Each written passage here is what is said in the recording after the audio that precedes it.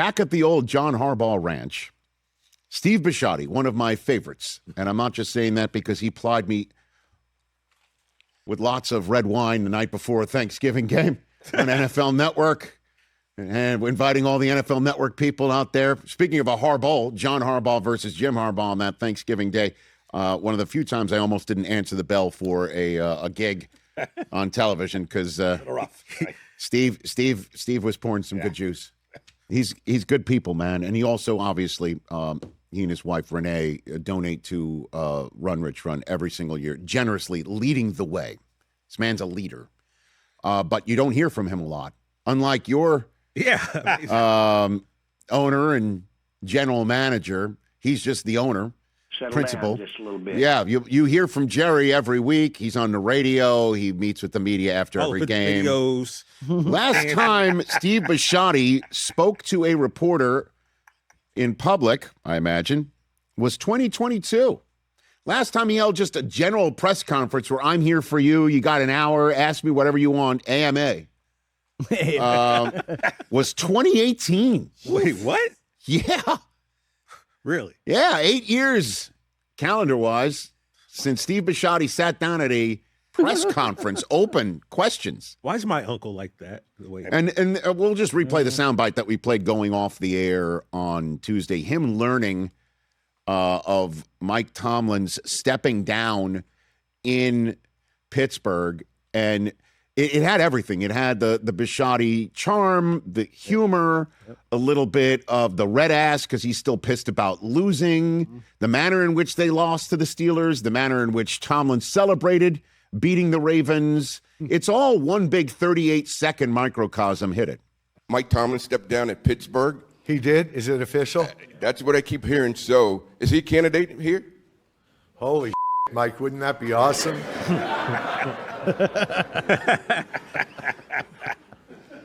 Only if John takes the Pittsburgh job.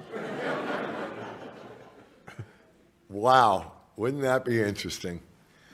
I don't know, that thing last week maybe disqualified him for my opening after our kicker missed a kick to let them advance. Good for Mike. Wow. Let them. It's all in there. It's all in there. They didn't earn the win over us. We had them beat if our kicker had split the uprights. Let them advance. God, I love this guy again. So why fire John Harbaugh after 18 seasons? Steve Bisciotti said it was his gut. Fell on my instincts, and whatever I was feeling was right. I woke up Monday and I was pretty sure that, I was going to do it. And, I've got great partners here and spent a lot of time with them and asking them their opinions. And, I made the decision, and it was a hard one. And as you all know, in your life, timing is never right. You can't say that timing is perfect in anything.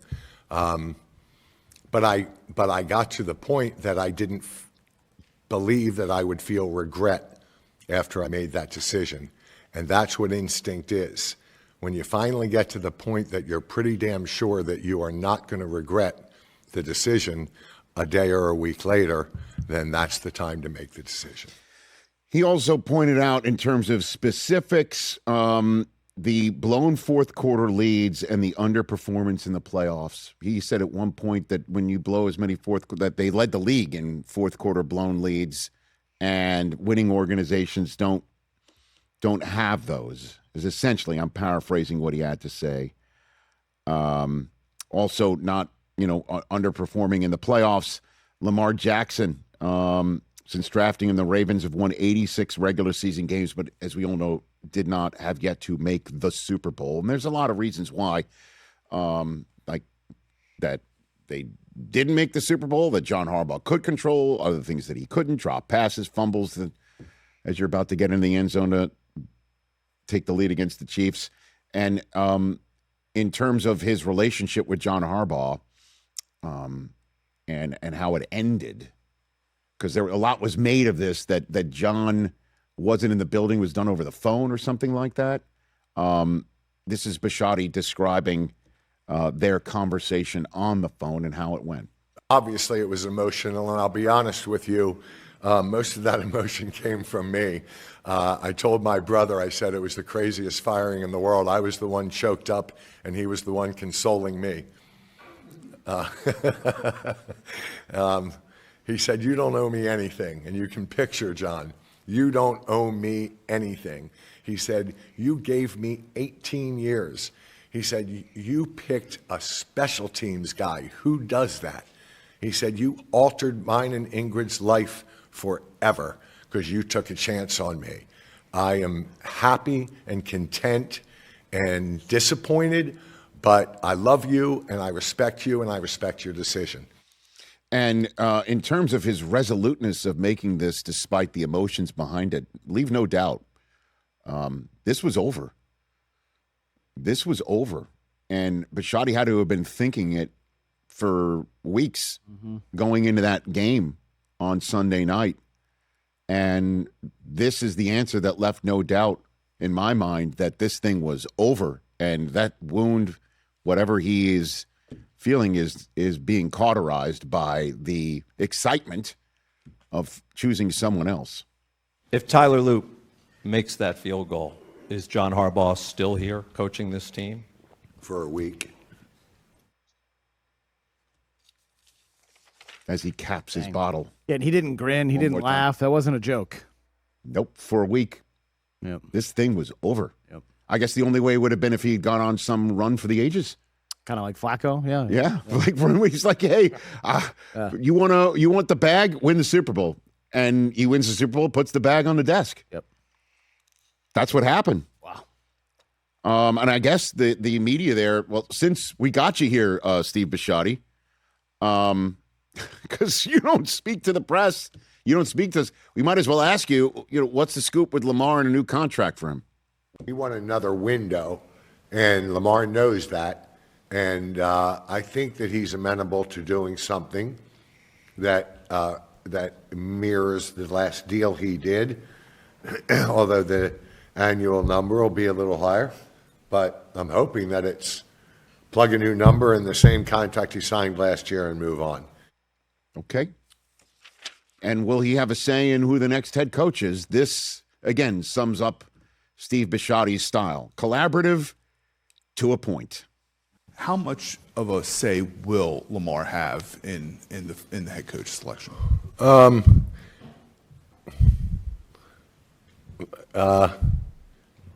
A lot of say, but he has no power. I have the power. They have opinions, and I want them all. I care about my players very much, but I can't give them power. Man, we need to hear from you more, Steve. At least he came through the front door with it. Right? Well, listen, I totally understand that management style. Again, you know the way you've been around me for, well, you, Chris, have been around me for around this show 14 years. Mike, You've been around me for a long time. I didn't have full control of this program until it was, dropped in my lap in a very stunning manner almost 6 years ago, 7 years ago. Yeah, coming up on 7 years. And I have learned to, when anybody asks me something, there's no reason to say, I'll think about it when I've already thought about it.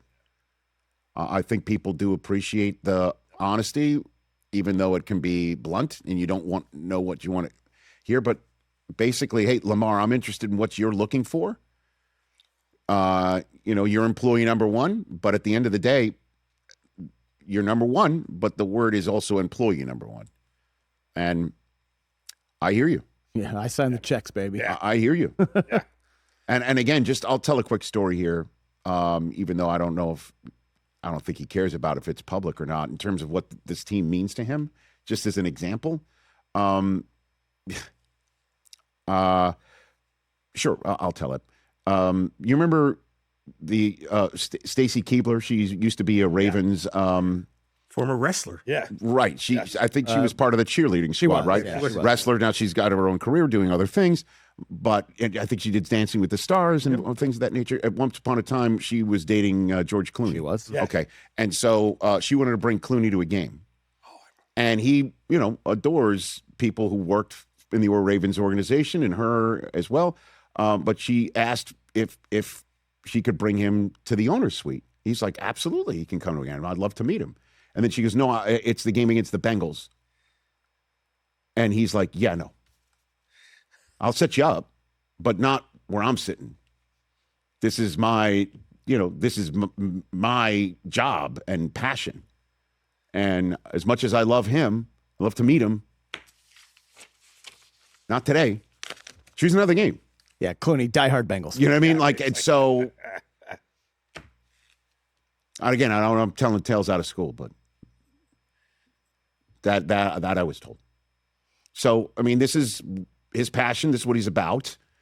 And it had to hurt him to fire John Harbaugh. But at the end of the day, 18 years, and the same thing with Tomlin. He basically read a room. Mm-hmm. And that's why I always thought it just was sad that Tomlin read the room. Obviously he created the room, but it's a rough room there in Western PA after all these years of not winning playoff games. And we'll find out if not winning playoff games is what the new coach will do, or maybe not make the playoffs at all. Hey, you made it all the way to the end. Thanks for that. Check us out every single day streaming live on Disney Plus and the ESPN app 12 to 3 Eastern.